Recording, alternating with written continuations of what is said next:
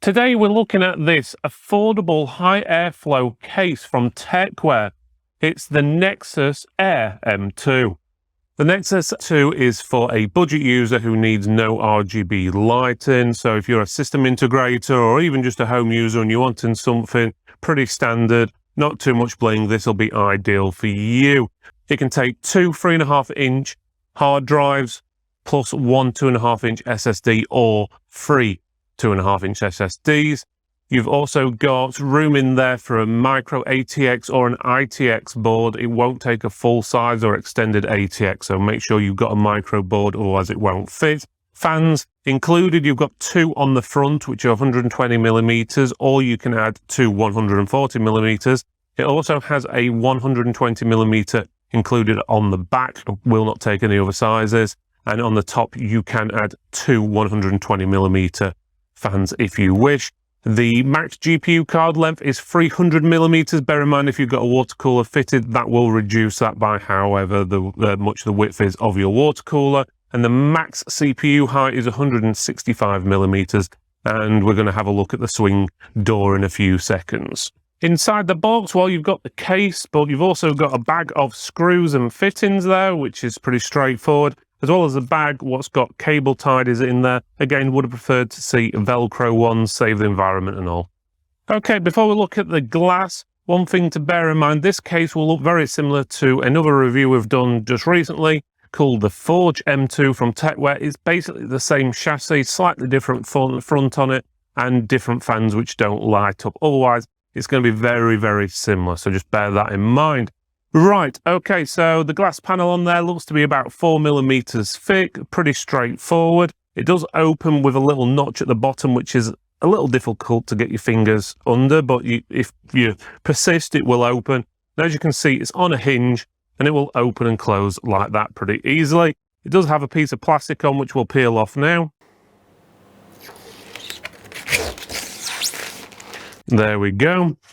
And if you want to remove the glass panel, straightforward, just open it all the way across and then lift, and it just lifts off the hinges. And you'll notice that it does have like a black painted area around the edges, so you can't see any of the rivets or anything like that. The front of the case is pretty standard. It's got a plastic border around the edges, and then you've got this mesh front here, which is going to let all the air into the machine as much as it needs, which is pretty good. So it should be quite cool for your components and so forth. Right, to take the front off, it's pretty straightforward. Might need to give it a little bit of force, but you put your hand in the bottom, there's a little gap at the bottom, and then you pull and away you go. And that's it. When you do get inside, you have got the two fans there. They are branded TECWARE, doesn't have any model numbers or anything like that on there. But as you said, you can replace these if you wish with slightly larger fans, 140 millimeters, or you could potentially put a radiator in there if you wanted up to 240 millimeters. Okay, on the front panel, or should we say the top front panel here, where you can obviously turn it on and off and so forth, you've got your power button, which is very clicky. You've also got your reset button, which is also very clicky. You've got two USB 3.0 ports, as well as a headphone and a microphone socket as well. Also on top, you've got your cheese grater effect here, which allows for airflow throughout the case. And you can actually add another two 120 millimeter fans there if you so wish. To the back and side of the case, so the reverse side is pretty straightforward, normal panel like on most machines, and you take the two thumb screws out the back and it should just slide off like that. So pretty straightforward. Now the rest of the back of the machine, you've got a cutout obviously for your motherboard's I/O. You've got that 120 millimeter fan here as well. You've got 4 expansion bays. As I said, this is for smaller motherboards, so don't use anything like an ATX board or an extended, you're just not going to fit it in. You've also got room here for putting your power supply. Obviously, there is no room or anything like that for vertical graphics card mounts. On the bottom of the case, it's pretty straightforward. You've got 2 screws where you can actually undo those and remove the hard drive, carry out the machine if you didn't want it in there, which will give you a little bit more room for example, your power supply. And you've also got a dust filter on the bottom, which obviously stops the dust getting into your power supply. I'm not a fan of these ones, to be honest. I prefer ones on the slides, which you can slide out, because if you ever need to clean this, you basically have to turn the machine upside down and then peel this thing off, which can be a pain just getting it off on its own. And when you've actually got it off, you've got to try and get that back on. And no matter how much you try, you always end up with one corner not sticking on right, and it just falls out, and then you just go sod it and chuck it away. The inside of the case is pretty standard for most cases. You've got a nice big cutout here to allow you to fit mounts and stuff to your CPU if you wish. You've got a cutout hole here to put your cable in through, for example, your fan and your 4 or 8 pin motherboard connection for the CPU as well. There are some more cutouts down the front edge here and a little one at the top there. And obviously you can put your 24 pin power cables through and stuff like that. Now you do have a shroud at the bottom. The shroud does have little holes in the top, which allows air through, which is always good. And it's got 2 holes in it, so you can put plenty of cable in through, like USB headers, GPUs, anything like that. You can fit the cables through. Now the shroud doesn't have any cutouts on there, so that's a good or a bad thing depending on the power supply you're using, because you can't see the make or model of the power supply, so you can't show it off. Otherwise, inside there, you've got a few tie down areas, but otherwise it's pretty straightforward. At the top corner, where the cables come in from your front panel, where the USB and power button is and so forth, all the cabling is sort of neat. It does go through the hole at the top there. It is out of the way, but there is one cable which is multicolored, as you can see there. It looks a bit like a sachet packet colouring, and it stands out like a sore thumb. If you're going to do a full black case, you don't need multicolored cables like that sticking out. On the reverse side of the motherboard part of the case, where obviously you've got all your cables and everything like that, you've got a little bit of room for cabling, but not a huge amount, in all honesty. You can see as if you push those down, it's pretty much near enough level where the side panel goes. If you're putting something like a thick 24 pin connection through for your motherboard from your power supply, it's going to get a little bit tight in there, especially if you want to add something like an RGB controller or anything like that into the back.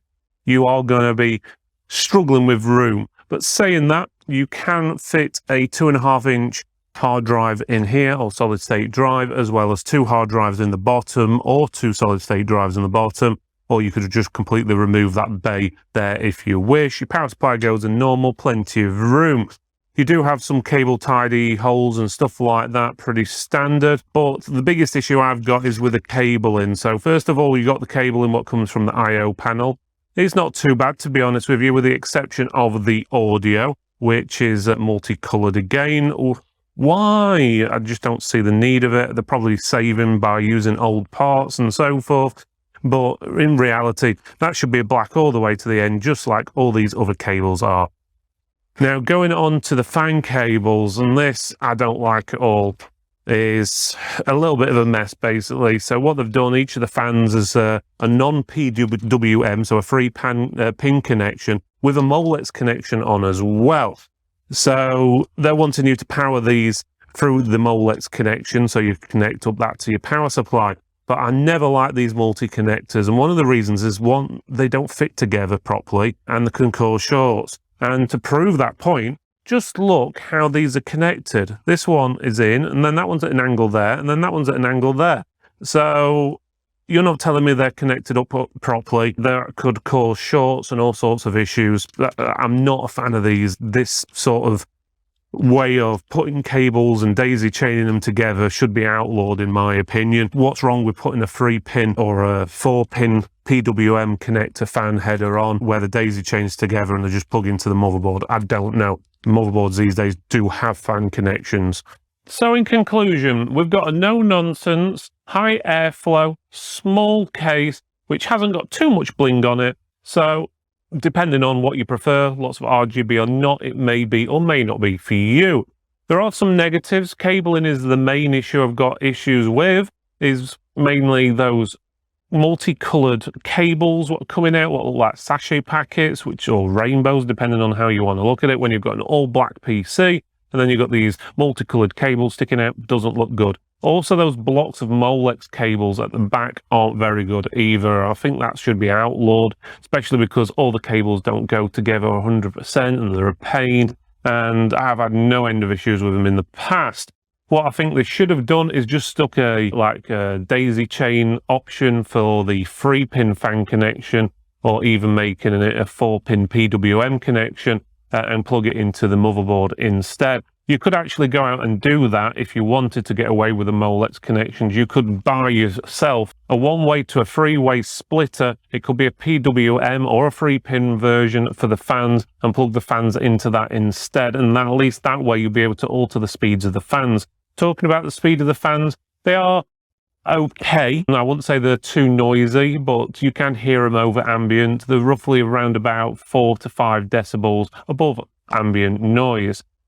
Regarding airflow with the fans, they do shift enough air into the machine to keep it cool. The front of the case isn't restricted for airflow or anything like that, like a lot of cases, which means that if you take the front of the case off, you're only going to find roughly a 1-degree difference between the front of the case on and off, which means that the air is getting in with ease and is not being blocked or stopped anywhere. So in conclusion, would I recommend one of these cases? Yes, I would, but I would sort something out with those fan cables at the back, in all honesty. I hope you enjoyed that review. If you would like to see more content from TECWARE, I suggest you click that box right up there, and you'll be able to look at other TECWARE products we've reviewed in the past. Otherwise, if you want to see more case reviews, then click this box just down here. That'll allow you to see case reviews we've done in the past. Otherwise, give us a thumbs up, click the bell, subscribe, comment, you know the drill, and we'll see you next time.